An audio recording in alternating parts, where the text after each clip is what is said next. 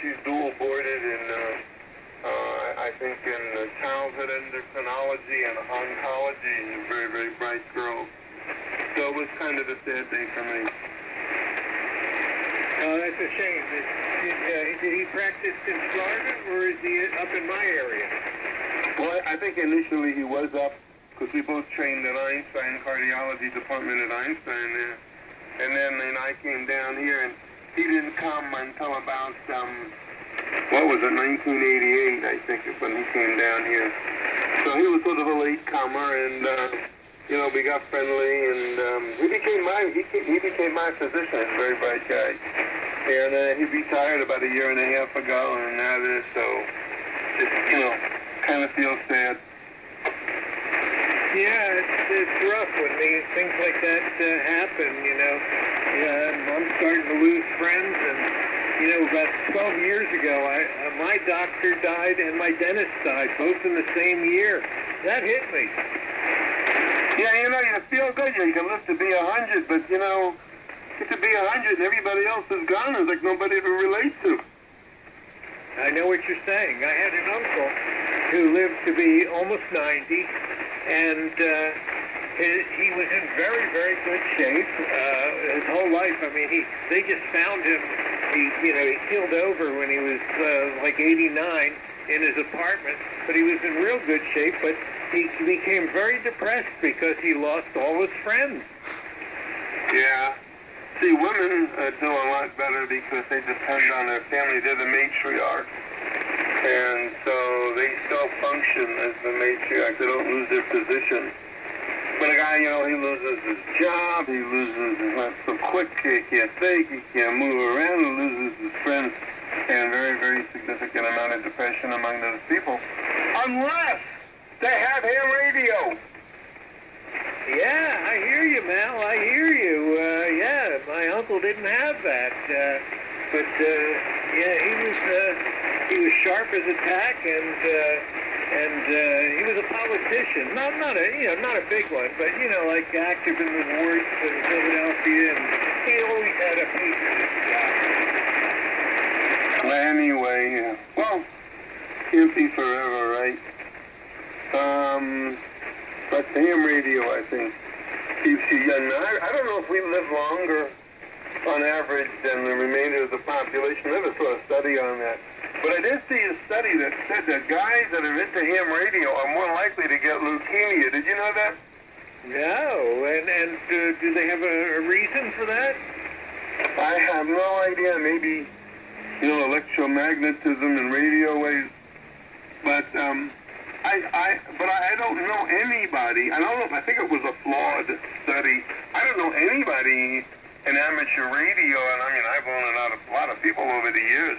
I don't remember anybody dying from leukemia at all, or even getting leukemia.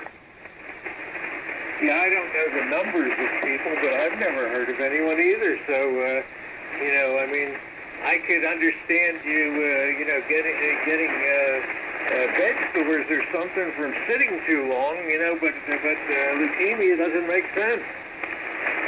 I don't know. Anyway, they were trying to make a thing out of it. You live down to high voltage power lines, you know.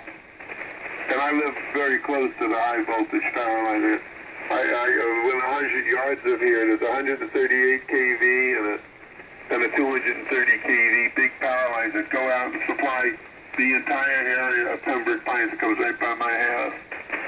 And it doesn't affect me at all. Well, that's good to hear. And if it starts to, do what Eddie did. Go out with a hammer and a sledgehammer and bang on it. What was that? Do what Eddie did. Go out with a sledgehammer and bang on the pole. Something about what Eddie said? I'm not copying you guys. Something about what Eddie said? He said what? No, what Eddie did. He went out and banged on the pole with a sledgehammer. Probably with QRN. No, I can't make you out, Mark. You're just sliding backwards. You're fairly good before, but sliding backwards. And we'll have to wait till a later time. I'll try to pick you up at the end there, and I'll ask you what you said to be a little bit better. Anyway, all right, we got one more fellow who wants to come in here. I know we're going to call for some more people. Kilo Oscar 4 is Zulu Oscar India. Come on in. My name is Mal, N-A-L. I call it is Norway, Canada for love.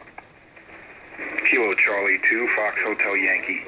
Dave, I told about y'all. I met you at Handfast briefly. Thanks for taking a check-in and having some fun with it. Listen. Over. Well, that's what the net is about. It's about friendship, making friends, getting to know people, and having people get to know us. And I want to thank you for taking the time and going to the effort to come in here and say hi to us. We appreciate that. We're here every night. We've been doing it now. We're in our 12th year. And we have a lot of friends, and we like just to talk and kid around and, you know, what's current and what's going on and what's happening. And we'll talk about the speed of light in a vacuum, or which is pretty fast, or about whatever comes to mind. So it's nice to have you in there, Dave. You got a very good signal. You're 15 to 20 dB over S9 down here, and I'm in Hollywood, Florida. My name is Mal, M-A-L. Yeah, I'm up here in Edgewater, Florida. You're in Edgewater? That's correct. Where is that? Are you on the east or the west coast of Florida? East Coast, about 25 miles south of Daytona Beach. All right, well, you just keep going south and you'll get to me in Hollywood, about halfway between Fort Lauderdale and Miami, about 5.5 miles in from the ocean. And, yeah, Florida's a great state, man. It really is. I moved here in 2000. I guess, 2007. And never went back up north. No, it's been nice down here. You know, I come from Brooklyn, and then Philadelphia, and then the Bronx in there someplace, and then down here. Then this is the best place. I mean, you don't have to put snow tires on. You don't have to worry about blizzards. Yeah, we get a hurricane every 3 or 4 years, and so you're batting down the hatches. And it's better than earthquakes with tornadoes and stuff like that. So, and then it's a much easier way of life. So it's a good thing. Definitely enjoyed my life in Florida. Just sitting back and enjoying the chat. Thanks for taking a check. Well, all right, that's what we're going to do, and I thank you for coming in. And just because I picked you up does not mean you cannot, you know, want to make a comment. You know, put your calls out there, and I'll pick you up again. So, you know, this is an interactive type of thing. It's not like a one-shot deal, and everybody is, you know, welcome to join in. And I thank you for taking the time again and the effort to come in and say hello. Just real fast, what are you using and how much power are you running, Dave? I'm just on a 991 alpha, and I'm just at 80 watts right now. Over. Well, I also have a 991A right here under my 102. I use a 102. I guess I'm just more used to it. It sounds nicer to me. But the 991 is a fine radio. I mean, it does a lot of stuff. And it's got both this tremendous, you know, notch filters, like 40 dB, and this a scalpel, a surgeon's scalpel knife. And those, you know, 30 cycles wide, doesn't even affect the voice area, but it'll affect the carriers out. Doesn't affect the voice quality, so it'll affect the carriers out. So you're doing very nice with it, and you got it set up correctly. Have a lot of learning to do, so thank you for that. What microphone are you using? It's actually a Heil headset. Yeah. Well, it's sounding good. I don't know if you used your, you know, your equalizers, but if you, I wouldn't change anything. It's good. Thank you. That helps. I had no idea basically how. Well, if I can hear you, man, you're doing okay. Yeah, that's great. Actually, Cinnamon, one of the ones that let me know about this and that. It's a fine radio. I've had mine now about 6 or 7 years. And, no, I had trouble with my tuner, but I think a lot of them had that.